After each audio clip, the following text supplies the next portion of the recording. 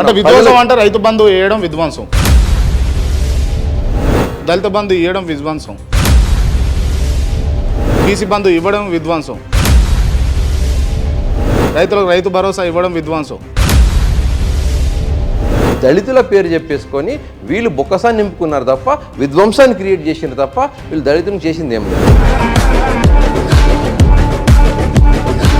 జుక్కల్ శాసనసభ్యులు తోట లక్ష్మీకాంతారావు గారు మినిస్టర్ కావాలన్న ఆశతో ఉన్నారు. లక్ష్మీకాంతారావుకు మంత్రి పదవి ఇవ్వాలి.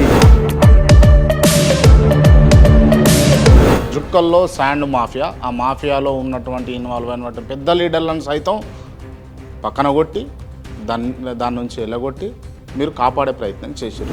ప్రకృతిని మనం కాపాడలేకపోతే ఇక మనం ఎంత సంపాదించుకున్నా ఏం చేసినా అది లాభం లేదు. కాబట్టి అక్రమమైనటువంటి ఇసుక రవాణా అనేది